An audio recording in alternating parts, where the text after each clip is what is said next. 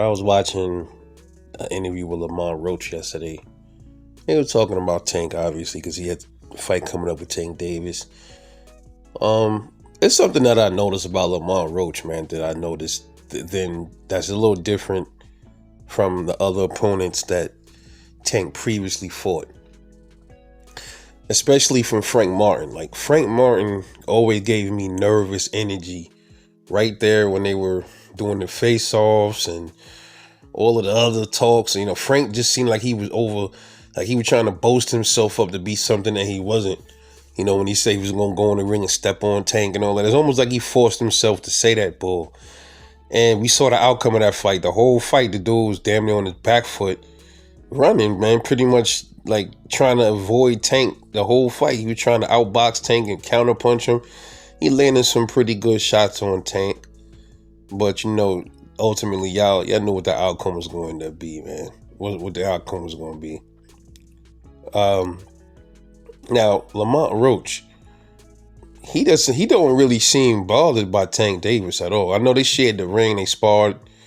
I think they fought. Did they spar or they fight in the amateurs? I forgot what. I think they may have sparred. They did one of those things. I think they sparred.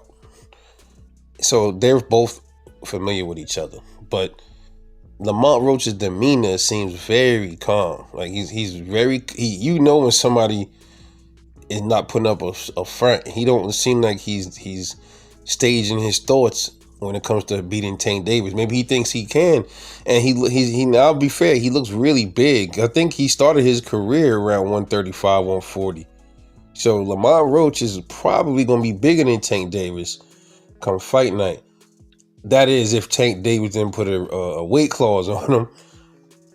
But a lot of people believe that Lamont Roach is going to get in there. It might be an upset. Now, me personally, I'm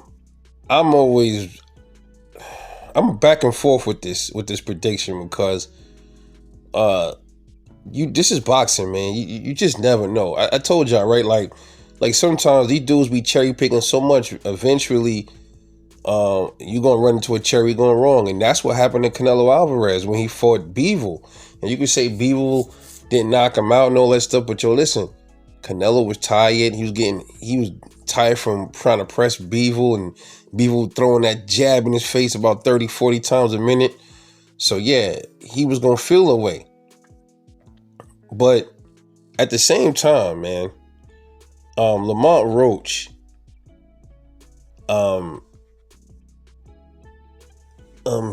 he looks very cool, calm, and collected, man. He looks confident.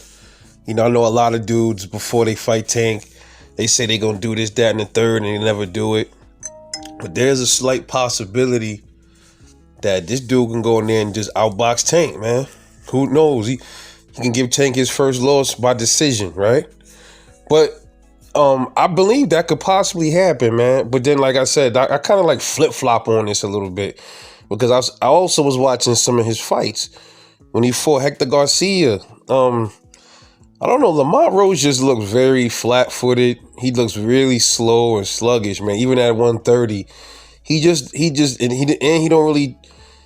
really throw enough punches. He kind of got the same punch volume as Tank damn near.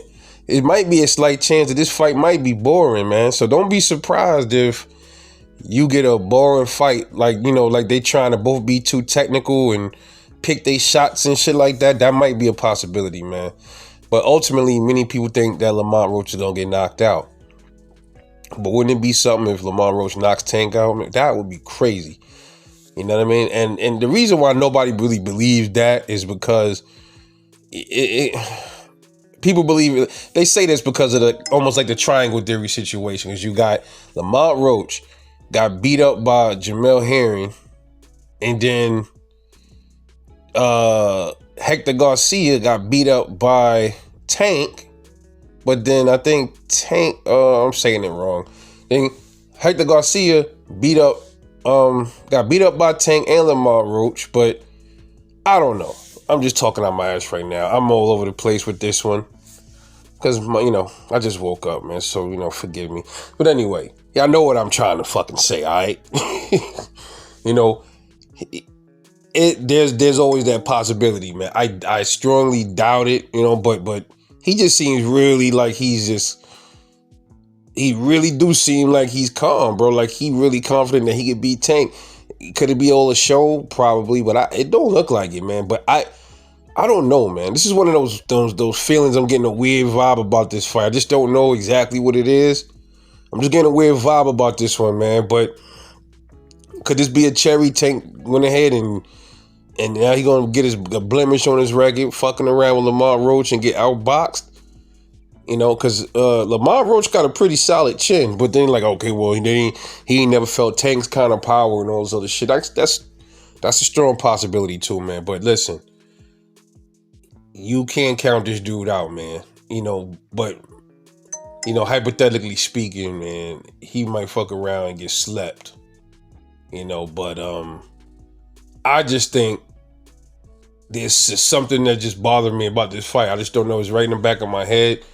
Could be all the way wrong, but I'm just getting a weird little vibe about this one. But we'll find out eventually, man. But let me know what you think. Yeah, this is Rebel Like Boxing. Catch y'all on the next one, man. And I'm off this.